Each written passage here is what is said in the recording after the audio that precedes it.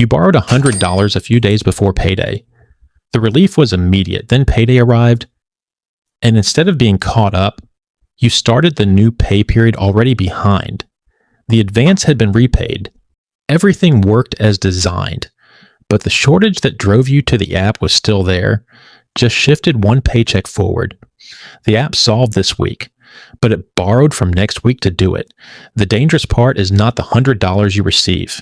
It is the hole left in the paycheck that follows. And that hole begins at the exact moment the app feels most helpful. Let's start with why the app felt like the right call. You needed money before it arrived. The reason does not matter much. Groceries, gas, a utility bill, a copay, a car repair. What matters is that the gap was real. The advance apps know this. That is their entire premise. The money is coming anyway, so why wait? The process is usually fast. There's no credit check in the traditional sense. No loan officer. No paperwork waiting on a desk. You connect your bank account. The app reviews your deposit history, and if the pattern looks consistent, access to a portion of your upcoming pay is approved. Some apps connect through employers directly. Most direct-to-consumer versions work by analyzing your account independently. In either case, the pitch is the same. It is your money. You just get it sooner.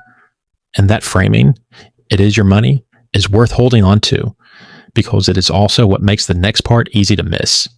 This is Alex. He takes home about $1,200 each paycheck. A few days before payday, he is short. He requests $100 from a cash advance app. It arrives quickly, either immediately for a small fee or within a day or two for free. He covers what he needs on or around payday. The app withdraws the $100 it advanced, leaving Alex with about $1,100 available. Alex now has $1,100 for the same rent, groceries, fuel, and bills that normally cost $1,200. The paycheck arrived on time. Nothing went wrong. But the math has shifted. The advance did not erase the shortage. It moved the shortage forward by exactly one pay period. Here is where the cycle forms. Alex is now slightly short again. Not because he overspent this period, but because $100 of this paycheck was already committed before it arrived. The week gets tight. He goes back to the app. He requests another advance. And the pattern repeats. Each advance is repaid successfully. The app reports no problem. But Alex is essentially living one paycheck behind, always borrowing against future income to cover the current week, never quite getting even. The app solved Tuesday by borrowing from Friday, but Friday still arrived with Friday's bills. This cycle can form even when every repayment happens exactly as scheduled. Now let's talk about cost.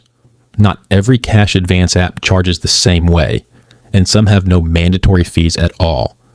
But depending on the product, a person may encounter membership or subscription fees, often ranging from a few dollars to around $10 a month.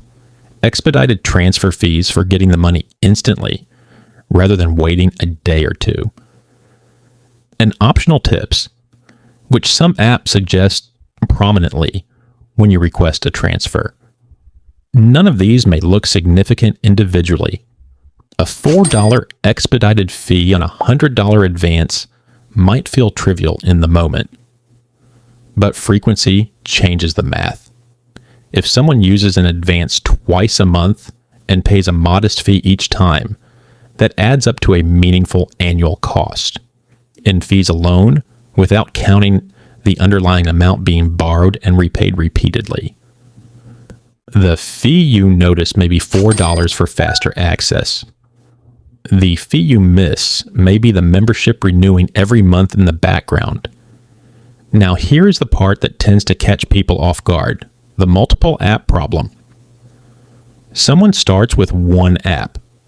The advance covers the shortage, but the next paycheck is still thin. So they try a second app to bridge that gap, then a third. Each one makes sense in the moment. Each advance is small. Each repayment is manageable alone. But by the time 3 apps are pulling from the same paycheck, the picture looks different. $100 here, $80 there, $60 from a third.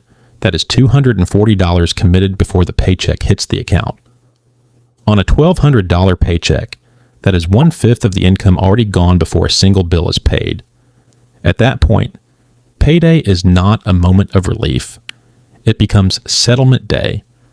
The first part of the paycheck is divided among apps before rent, groceries, or fuel receive $1. And because each app operates separately, the total committed amount is easy to underestimate. The apps do not talk to each other. Only the person in the middle can see the full picture. It is also worth saying clearly, a cash advance is not automatically the wrong choice. Missing rent has consequences. Depending on the bank and the advance, an overdraft fee may cost more than a modest advance fee. A late payment on a utility can trigger reconnection charges. Losing transportation needed for work is a serious problem. There are genuine situations where a small, short-term advance is less damaging than the alternative. The warning signs are different from that.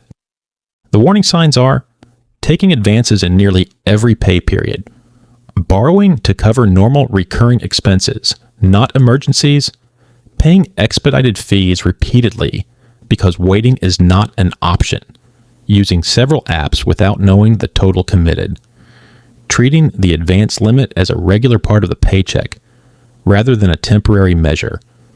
When advancing becomes part of every cycle, not an occasional bridge, but a permanent feature of cash flow, that is when the cost accumulates quietly.